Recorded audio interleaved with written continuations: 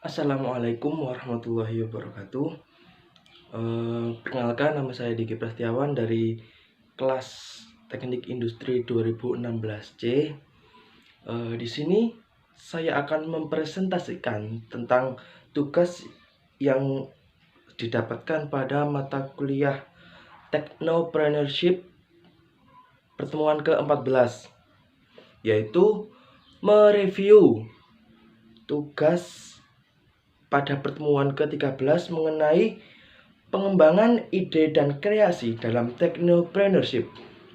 Oke, di sini saya akan menjelaskan tentang bagaimana mengembangkan ide, mengembangkan kreativitas yang berkaitan dengan technopreneurship. Oke, sebelum menonton video ini, jangan lupa like, komen, dan subscribe. Oke, pertama-tama saya akan menjelaskan tentang technopreneurship.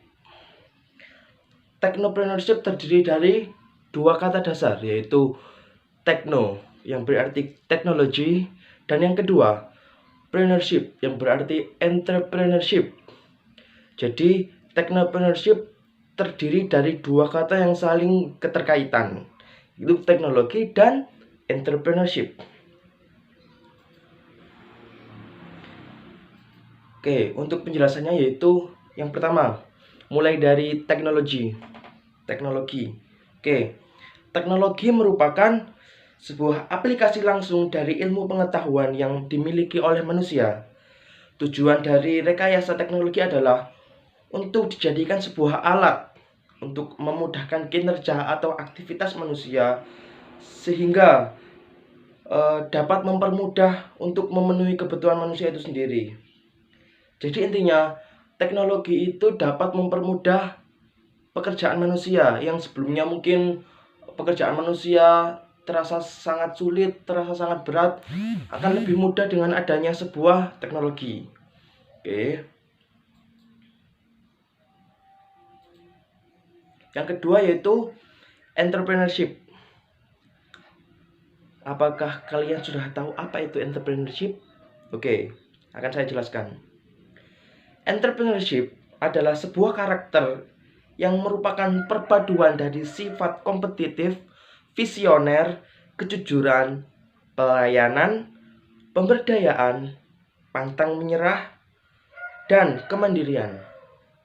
Inti dari entrepreneurship adalah konsistensi dalam usaha, inovasi ide, dan juga menghasilkan profit yang menguntungkan. Jadi entrepreneurship secara garis besar dapat kita definisikan sebagai bagaimana kita dapat menjalankan sebuah usaha, menjalankan sebuah wirausaha dengan upgrade, selalu menginovasi ide-ide yang ada, atau mungkin bahkan menciptakan sesuatu yang baru, dan tujuannya yaitu untuk mendapatkan hasil maksimal, yaitu sebuah keuntungan. Oke, wirausahawan yang bergerak di bidang technopreneurship mempunyai banyak bidang, termasuk adanya industri kreatif yang memanfaatkan ide-ide dan kreativitas manusia untuk menyalurkan semua pikirannya yang kreatif. Kita tahu manusia adalah makhluk Tuhan yang memiliki akal. Jadi kita berwirausaha juga dituntut untuk selalu menghasilkan sebuah kreasi-kreasi yang mungkin dapat dipasarkan dan mendapatkan keuntungan lebih. Ya, untuk penjelasan dari industri kreatif itu sendiri yaitu aktivitas ekonomi yang terkait dengan menciptakan atau penggunaan pengetahuan informasi. Di Indonesia, industri kreatif biasa disebut juga dengan industri budaya atau ekonomi kreatif. Jadi kenapa disebut dengan industri budaya atau ekonomi kreatif? Di sini Indonesia merupakan suatu negara yang mempunyai banyak kebudayaan, dan kebudayaan itu juga dapat dijadikan sebuah nilai ekonomi yang lebih. Jadi ketika kita bisa memanfaatkan kreativitas kita, terutama di kebudayaan, kita juga dapat mengangkat kebudayaan tersebut, dan bahkan kebudayaan tersebut bernilai ekonomi yang sangat tinggi. Industri kreatif tercipta dari pemanfaatan serta keterampilan yang dimiliki oleh setiap individu untuk membuat lapangan pekerjaan baru dan juga bisa menciptakan kesejahteraan di daerah tersebut. Jadi intinya gini, ketika kita dapat berwirausaha dan membuka lapangan kerja baru, tidak menutup kemungkinan apa yang sudah kita dirikan ini akan berpengaruh terhadap lingkungan sekitar kita. Seperti contohnya gini, ketika saya mempunyai sebuah usaha, misalnya pengrajin rotan, misal. Di situ saya tidak bisa bekerja sendiri, namun saya juga membutuhkan tenaga dari orang lain untuk membantu atau mensupport kegiatan produksi saya. Jadi di sini saya juga membutuhkan tenaga dan juga kinerja dari orang lain. Maka dari itu saya akan meminta bantuan kepada orang-orang sekitar yang mungkin dirasa masih belum mempunyai pekerjaan, pengangguran, terus mungkin juga kita bisa ke ibu-ibu rumah tangga yang mungkin buat pekerjaan sampingan gitu aja sih. Jadi intinya kita dapat memenuhi atau mungkin kita bisa dapat membantu mengangkat perekonomian sekitar kita.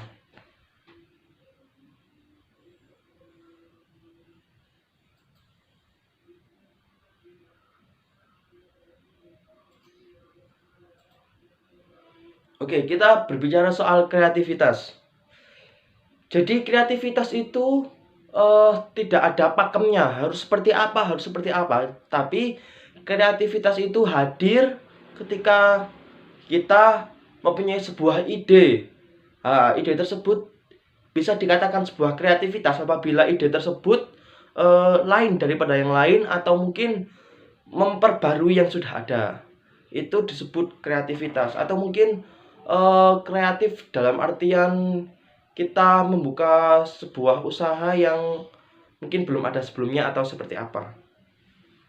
Jadi di sini keterangannya adalah kreativitas yaitu sebuah prinsip kebaruan dalam proses menjadi kreativitas ada di sana.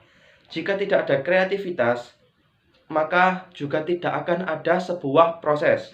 Jadi kreativitas itu adalah akar dari sebuah proses itu sendiri. Kreativitas bukanlah entitas aktual. Kreativitas adalah kekuatan yang tak terhindarkan dalam proses karena sudut pandang baru yang sebenarnya. Oke, selanjutnya macam-macam kreativitas. Secara garis besar, kreativitas sebenarnya sebenarnya kreativitas itu sangat banyak. Namun secara garis besar akan saya jelaskan yaitu 3 kreativitas. 3 bagian kreativitas. Yang pertama yaitu menciptakan. Apa itu menciptakan? Yaitu proses pembuatan sesuatu yang baru dan masih belum ada sebelumnya. Jadi pembuatan sesuatu yang baru ini dimaksudkan untuk membuat atau menciptakan sesuatu yang baru sehingga fungsinya dapat berpengaruh pada banyak orang. Contohnya gini, handphone diciptakan oleh Alexander Graham Bell. Itu merupakan sebuah bagian dari kreativitas menciptakan. Kenapa Alexander Graham Bell menciptakan sebuah telepon? Tujuan dari beliau adalah untuk menghubungkan atau untuk menjadikan komunikasi menjadi lebih simpel dari sebelumnya yang kita belum mengenal komunikasi. Apa itu komunikasi secara hubungan jarak jauh. Namun setelah adanya telepon berlambat laun telepon semakin canggih dan seperti yang kita pakai sekarang. Itu yang kedua yaitu modifikasi. Oke, modifikasi. Modifikasi di sini yaitu meniru sesuatu yang ada tetapi berbeda. Agak rumit ya. Jadi intinya gini, modifikasi itu sudah ada, dirubah atau mungkin ditambah-tambahi jadi memunculkan sesuatu yang baru tapi sebelumnya sudah ada. Intinya bahasa kerennya upgrade lah, memperbarui. Contohnya gini, modifikasi. Contohnya gini aja. Ada sebuah handphone. Oke, handphone. Dulunya handphone hanyalah sebuah alat komunikasi saja. Tapi berbeda saat ini. Handphone sekarang fungsinya sangat banyak. Bisa dibuat kamera, bisa dibuat perekam suara. Itu termasuk sebagian dari modifikasi, yaitu untuk membuat sesuatu yang baru. Yaitu yang poin ketiga, yaitu menggabungkan. Oke. Menggabungkan. Di sini menggabungkan yaitu menggabungkan dua hal atau lebih yang sebelumnya tidak berhubungan. Jadi intinya ini menggabungkan. Jadi membentuk sesuatu yang baru dengan cara menggabungkan yang sudah ada. Contohnya,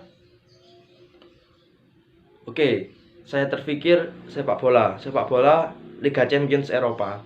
Oke. Sebelumnya sudah ada itu liga-liga di Eropa. Nah, liga-liga di Eropa itu sudah ada.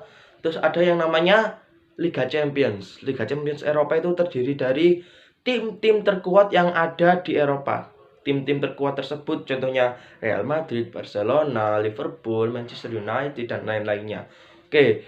Di sini yang dimaksud menggabungkan yaitu menggabungkan antara tim-tim besar di Eropa untuk dijadikan satu wadah kompetisi yang bernama UEFA Champions League atau Liga Champions Eropa. Nah, di sini dimaksudkan untuk meningkatkan komersial atau meningkatkan perekonomian organisasi klub Eropa UEFA, yaitu atau mungkin dapat meningkatkan perekonomian klub.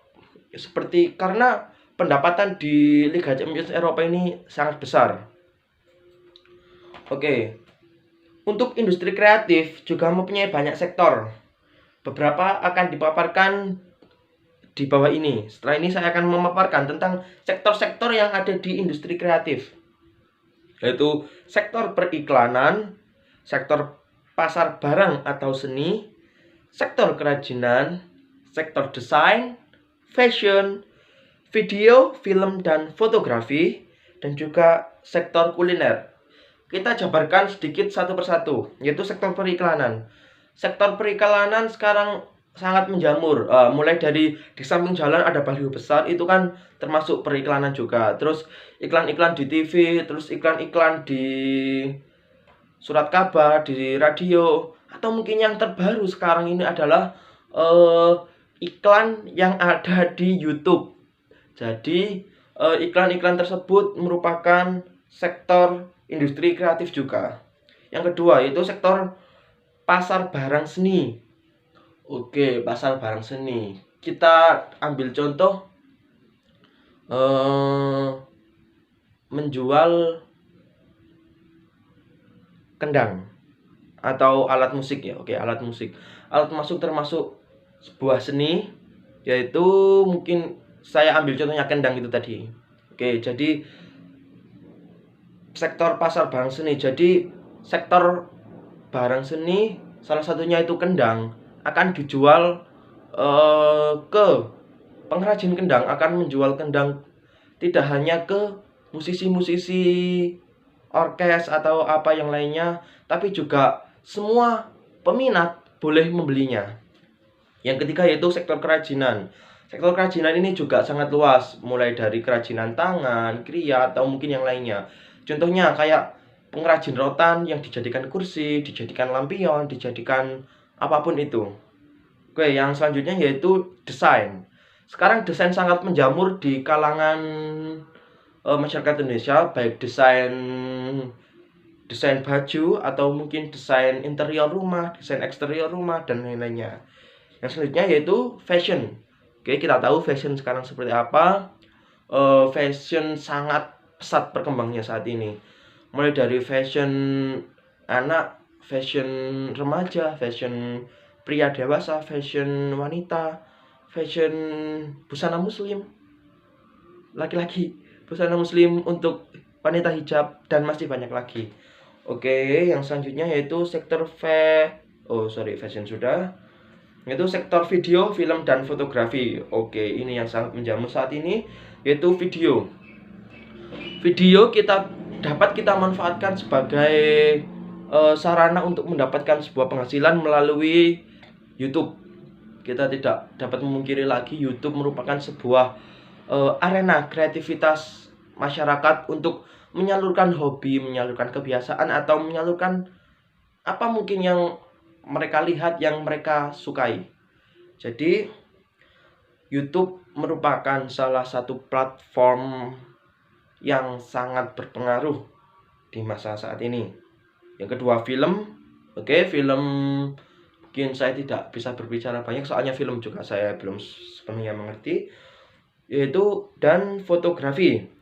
Oke, fotografi sekarang sangat menjamur, baik dari photoshoot, terus foto pernikahan, foto prewedding, sangat banyak. Jadi ketika kalian mempunyai hobi atau mempunyai kemampuan di bidang fotografi, bisa kalian manfaatkan sebagai ajang untuk mencari keuntungan.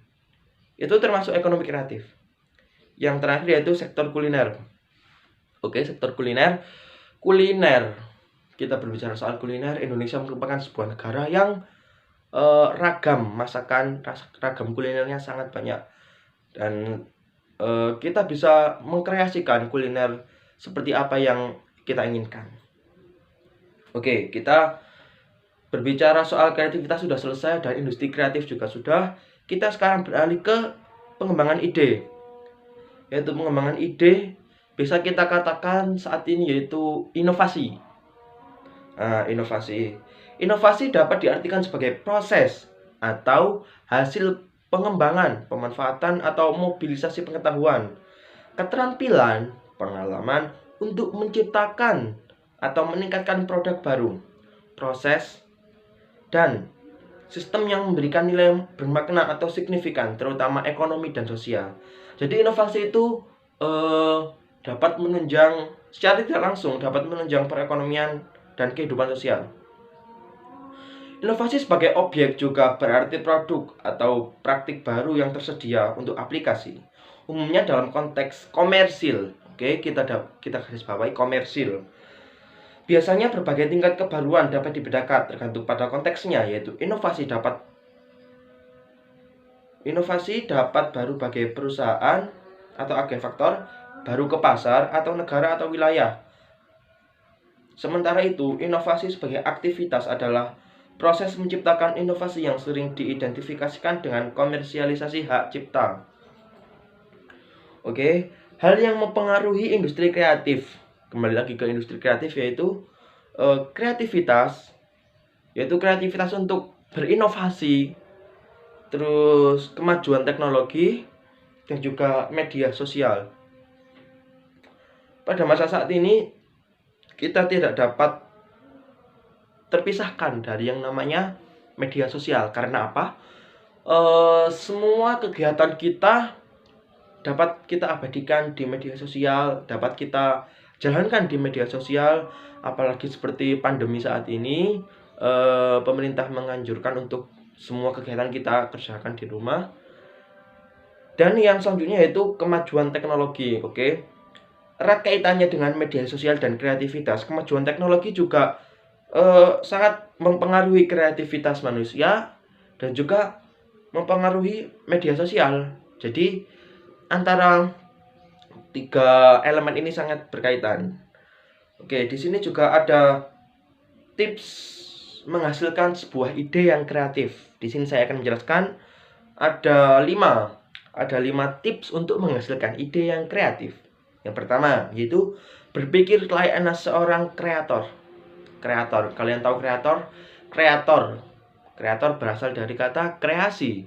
Kreator yaitu orang yang suka berkreasi. Nah, berpikir layaknya seorang kreator yaitu berpikir atau suka berkreasi atau mengembangkan sesuatu yang baru mungkin. Yang kedua yaitu peka terhadap masalah bersama dan mencari solusi. Oke. Kita hidup di dunia ini tidak lepas dari yang namanya masalah. Jadi, bagaimana kita bisa memutar otak untuk memecahkan sebuah masalah dan mencari solusinya, atau bahasa kerennya biasa kita sebut problem solving. Oke, yang ketiga yaitu peka terhadap lingkungan sekitar. Nah, jadi ini peka terhadap lingkungan sekitar, kita dapat membaca situasi sekitar kita, apa yang lagi booming atau mungkin apa yang lagi tren saat ini, itu bisa kita manfaatkan sebagai ajang untuk berwirausaha. Yang keempat yaitu perbanyak relasi dengan orang-orang yang kamu rasa sukses. Jadi intinya kita belajar dari orang-orang yang sudah terlebih dahulu sukses. Jadi kita belajar tentang bagaimana memanage waktu, bagaimana memanage keuangan, bagaimana memulai untuk membuka usaha baru dan lain-lainnya. Jadi kita bisa belajar dari beliau-beliau. Yang selanjutnya yaitu meminta pendapat dari orang-orang yang terpercaya. Jadi intinya gini, kita sebagai makhluk sosial juga tidak bisa berjalan sendiri, tapi kita juga membutuhkan bantuan orang lain, termasuk kita meminta pendapat, baik saran, kritik, atau apalah itu kepada orang-orang yang terpercaya. Biasanya orang-orang terpercaya ini akan memberikan nasihat, masukan, dan juga saran bagaimana kita harus melangkah ke depannya. Oke, yang selanjutnya yaitu relasi antara technopreneurship dan juga ide kreatif. Dalam sebuah circle, technopreneurship berada di tengah. Technopreneurship ini dikelilingi yaitu sebuah ide, kreativitas, teknologi, dan entrepreneurship. Nah, jadi 4 elemen ini sangat menunjang sebuah technopreneurship untuk bidang ide dan kreativitas. Jadi intinya ide dan kreativitas ini juga bisa masuk ke dalam kategori technopreneurship apabila ide dan kreativitas tersebut dikemas demikian rupa menggunakan sebuah teknologi canggih terkini. Nggak harus pokoknya teknologi terkini, yaitu untuk membentuk sebuah usaha, yaitu menjadi sebuah ide dan kreativitas technopreneurship. Oke, mungkin cukup itu yang bisa saya sampaikan pada materi kali ini. Apabila ada salah-salah kata maupun perbuatan, saya memohon maaf yang sebesar-besarnya. Oke, saya ada pesan sedikit, tetap jaga kesehatan kalian, patuhi protokol kesehatan, jangan keluar rumah apabila tidak ada kepentingan yang mendesak. Oke, sekian dari saya. Wassalamualaikum warahmatullahi wabarakatuh.